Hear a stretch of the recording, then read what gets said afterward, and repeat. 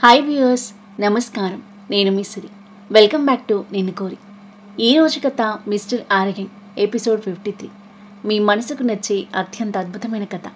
కథ నచ్చితే లైక్ చేయండి. లైక్తో పాటు హైప్ చేయడం మర్చిపోవద్దు. ఇక కథలోకి వెళ్తే, రక్ష నాతో రా, నీతో మాట్లాడాలి. అనిరుద్ కోపంగా చెప్పి తన గది వైపు టీవీగా అడుగులు వేయగా ఒకంత టెన్షన్ పడుతూ అతని వెనకాల నడిచింది రక్ష. గదిలోకి వెళ్ళగానే క్లోజ్ ది డోర్ అని అనిరుద్ సీరియస్గా చెప్పడంతో బుద్ధిగా డోరేసి అతను ఏం చెప్తాడా అని అతని వైపే చూస్తుంది రక్ష. ఈ పెళ్ళి ఎందుకు జరిగిందో నీకు తెలుసా తెలీదా? సూటిగా అడిగాడు అనిరుద్. తెలుసు, చిన్నగా తలాడించింది రక్ష. ఆ స్మాల్ కిడ్ని హింసించడానికి నేను ఇక్కడ తీసుకురాలేదు. నీ అన్నయ్య కూతురు పైన కూడా నీకు జాలి లేదంటే సిగ్గుపడాలి. నువ్వు కాస్త కూడా మానవత్వం లేదా నీకు? చిరాకుగా అన్నాడు అనిరుద్. అలా కాదనిరుద్, దియా బాధ ఏంటో నాకు అర్థం కావడం లేదు. చెప్తే వినట్లేదు. కొన్నిసార్లు పిల్లలను డిసిప్లిన్లో ఉంచడానికి మనం స్ట్రిక్ట్గా ఉండాలి అంది తనని తాను సమర్థించుకుంటూ. మాట్లాడలేని ఆ చిన్న పాపతో నువ్వు స్ట్రిక్ట్గా ఉండాలనుకుంటున్నావా? ఇంకోసారి నువ్వు పాపతో ఇలా ప్రవర్తించడం నేను చూస్తే మన మధ్య ఉన్న అగ్రిమెంట్ను నేను మర్చిపోతాను. తాను రుద్ర దగ్గరికి వెళ్ళిపోతుంది. Maybe Rudra deserve her. చిన్నపాటి వార్నింగ్ ఇచ్చాడు అనిరుద్. మళ్ళీ ఇలా జరగకుండా నేను చూసుకుంటాను.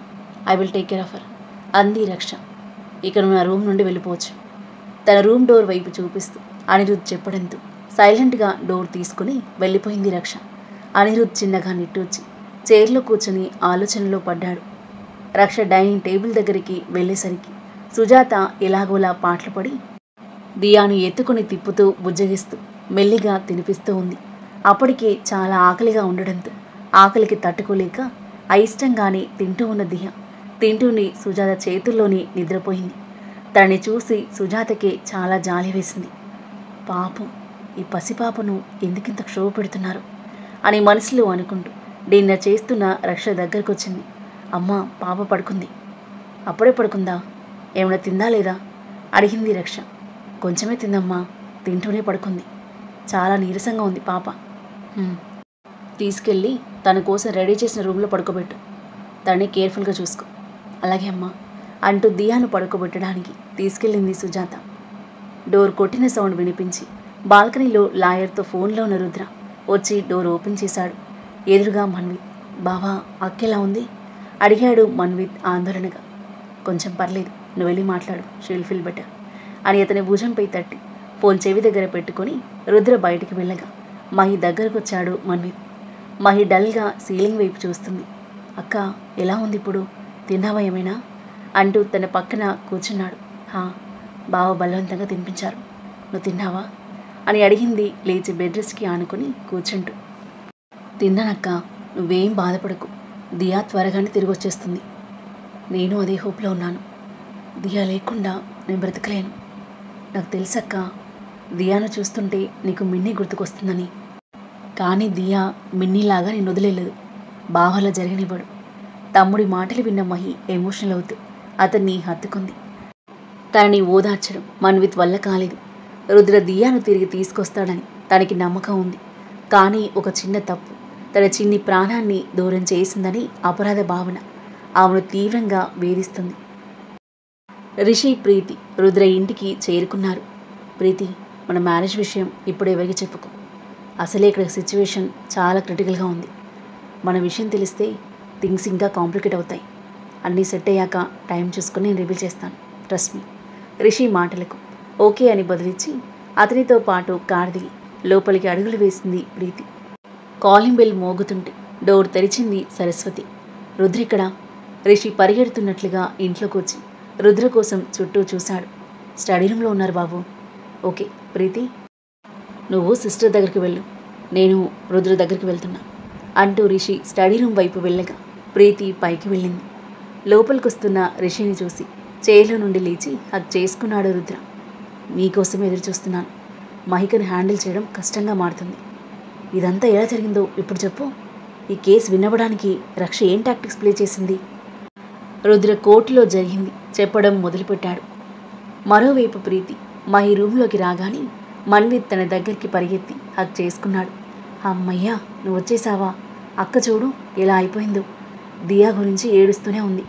బాధపడొద్దు అని ఎంత చెప్పినా వినట్లేదు. లోపలున్న నా అల్లుడో కోడలో ఎవరైనా సరే వాళ్ళ హెల్త్ కూడా ఎఫెక్ట్ అవుతుంది కదా. ఆ మాటలు విన్న ప్రీతి ఒక్కసారిగా సర్ప్రైజ్ అయిపోతూ, నువ్వు ఇప్పుడేమన్నావు? అల్లుడో కోడలోనా? అంటే నేను అతను కాబోతున్నాను. సంతోషంతో ప్రీతి హృదయం ఉప్పొంగింది. పరిగెత్తుకుంటూ వెళ్ళి మహిని గట్టిగా హత్తుకుంది. ఒక హ్యాపీ న్యూస్, ఒక సాడ్ న్యూస్. నాకు తెలుసు నీకు దియా అంటే ఎంత ప్రేమను. తనే ఫస్ట్ చైల్డ్ నీకు. కానీ ఈ టైంలో నిన్ను నువ్వు చాలా జాగ్రత్తగా చూసుకోవాలి. మీ రుద్ర దియాను తిరిగి తీసుకురావడానికి ఏమైనా చేస్తాడు. రిషి రుద్ర అన్నయ్య దీని గురించే మాట్లాడుతున్నారు. నువ్వు ఇలా డల్గా ఉంటే ఎలా?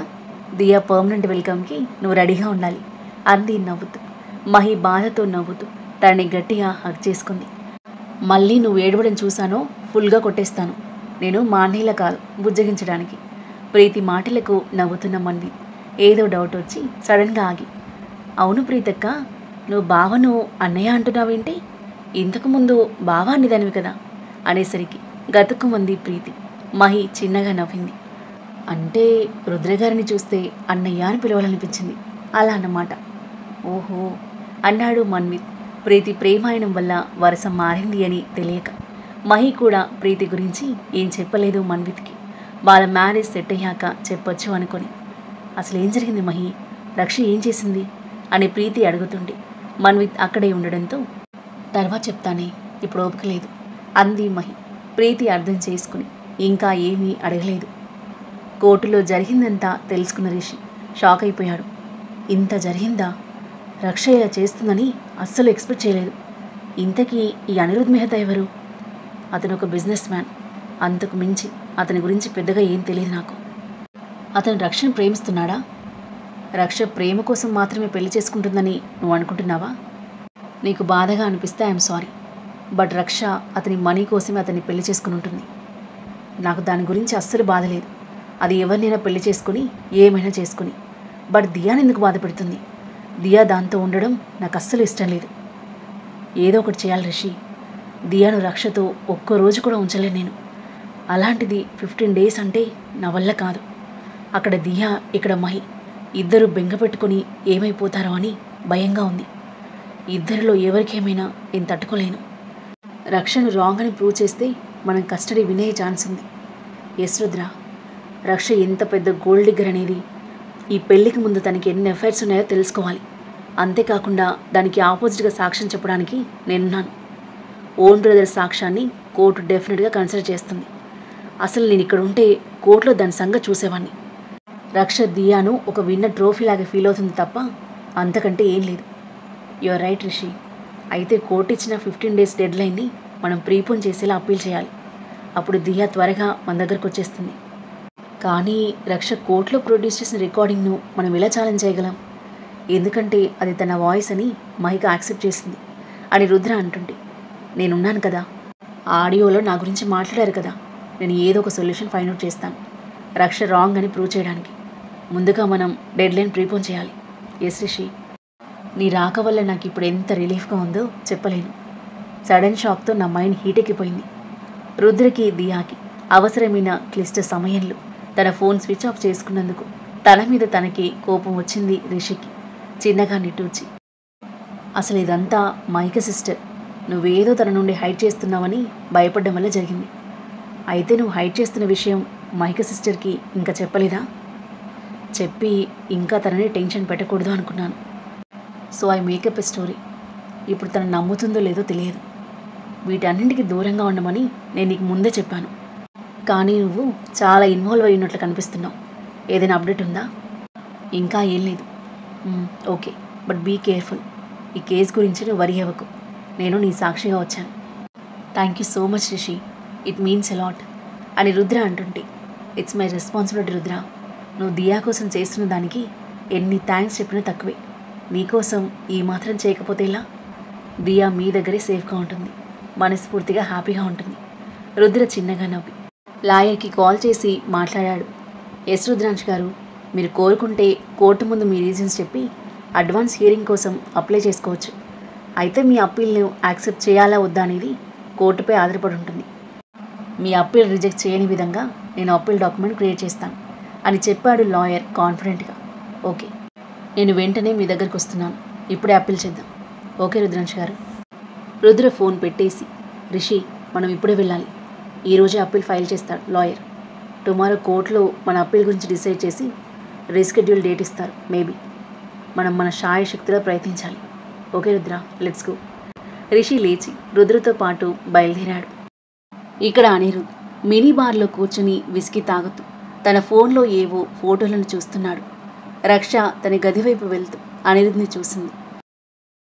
29 ఏళ్ల 5 అడుగుల 11 అంగుళాల ఎత్తైన అందగాడు అనిరుద్. అప్పటికే అతని వ్యక్తిత్వం, హోదా కారణంగా రక్ష అతని పట్ల చాలా అట్రాక్ట్ అయింది. ఆమె అడుగులు అనిరుద్ వైపు కదిలాయి. అతని దగ్గరికి వెళ్ళి భుజం మీద చేయి వేసి అతని మీద వాలింది. అనిరుద్ తన ఫోన్ని వెంటనే లాక్ చేశాడు. అతను ఫోన్లో ఎవరి ఫొటోస్ చూస్తున్నాడు. రక్షకి క్లియర్గా కనిపించలేదు, కానీ ఆ ఫొటోస్ అమ్మాయివి అని మాత్రం అర్థమైంది ఆమె కళ్ళకు. రక్ష, కోపంగా అంటూ రక్ష చేతిని తన భుజంపై నుండి విదిలించిన అనిరుద్ రక్ష వైపు మండుతున్న కళ్ళతో చూశాడు. నేను తాగాను, కానీ నీ ఇంటెన్షన్స్ని అర్థం చేసుకోలేనంతగా నేను తాగలేను. ఈరోజు నువ్వు ఇలా చేయడానికి ధైర్యం చేశావు, కానీ మళ్ళీ ఇలాంటి ప్రయత్నాలు చేయకు. నాపై ఒకే ఒక్క పర్సన్కి మాత్రమే రైట్స్ ఉన్నాయి. నేను అనుకున్నది జరిగిన వెంటనే మన అగ్రిమెంట్ ఎండ్ అవుతుంది. మన ఫేక్ మ్యారేజ్ ఎండ్ అవుతుంది. అప్పటి వరకు నీ లిమిట్స్లో ఉండు. బార్ కౌంటర్పై తన విస్కీ గ్లాస్ని కోపంగా కొట్టి వేగంగా అక్కడి నుండి వెళ్ళిపోయాడు. రక్ష బిత్తరపోయి చూస్తుంది. తన ప్లాన్స్ ఏవి అనిరుద్ మీద పని చేయవని అర్థమైంది రక్షకి.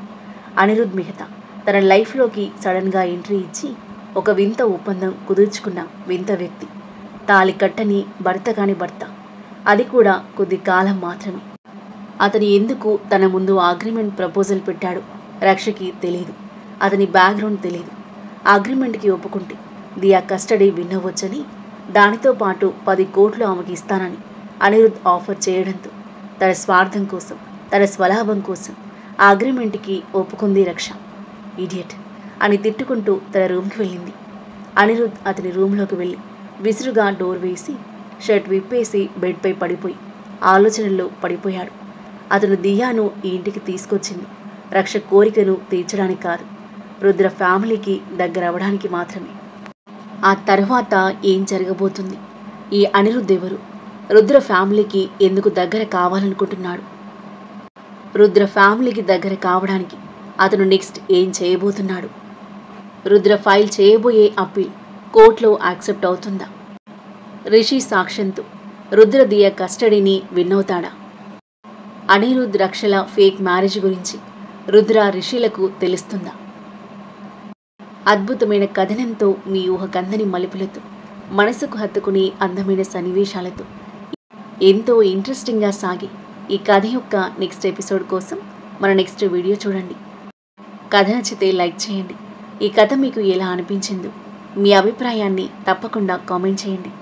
ఇంకా ఇలాంటి ఇంట్రెస్టింగ్ స్టోరీస్ కోసం మన ఛానల్ని సబ్స్క్రైబ్ చేయండి. Thank you for listening.